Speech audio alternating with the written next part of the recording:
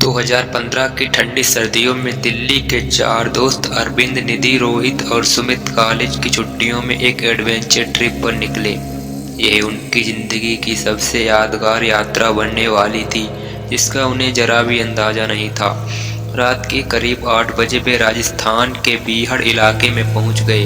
घने जंगलों और वीरान रास्तों को पार करते हुए उन्हें एक पुरानी पगडंडी मिली। गूगल मैप्स भी अब काम नहीं कर रहा था। काफ़ी देर भटकने के बाद उन्होंने एक चाय की दुकान देखी। भैया, यहाँ कोई ठहरने की जगह मिलेगी? अरविंद ने दुकानदार से पूछा। दुकानदार ने गंभीरता से उनकी ओर देखा और कहा, अगर जिंदगी से प्यार है तो यहाँ से वापस चले जाओ। आगे कालीगढ़ गांव है, वहाँ कोई नहीं जाता। उनकी जिज्ञासा जाग गई। उन्होंने चेतावनी को नजरअंदाज करते हुए कालीगढ़ की ओर बढ़ गए। रात के 10 बज चुके थे जब वे कालीगढ़ गांव के बाहर पहुंचे। चांदनी रात में गांव की खामोशी किसी खतरनाक रहस्य को छिपाने का संकेत दे रही थी।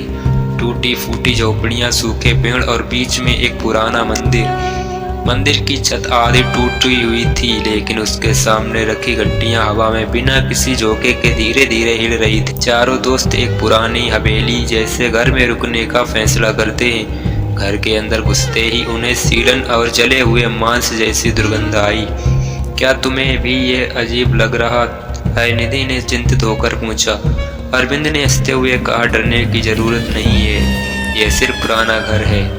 रात के करीब 2 बजे अचानक रोहित की आंख खुल गई। उसे ऐसा लगा जैसे कोई उसके कमरे के बाहर चल रहा हो।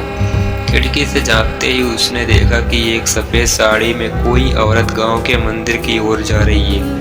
वह चुपचाप निधि को जगाने गया। दोनों ने खिड़की से झांका पर अब वहाँ कोई नहीं था।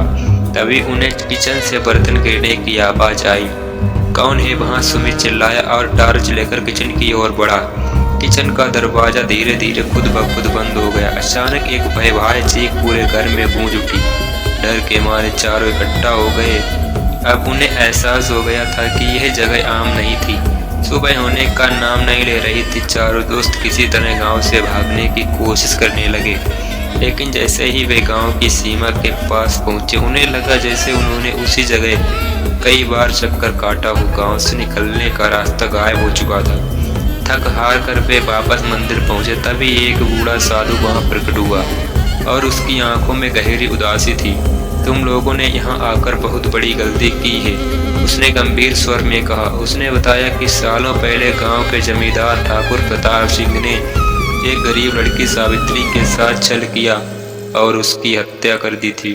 तभी से सावित्री की आत्मा बदला लेने के लिए गांव में भटक रही थी। जिसने भी गांव में कदम रखा वह कभी वापस नहीं गया। भूतिया हवेली में वापस पहुंचते ही हवा जोर से चलने लगी।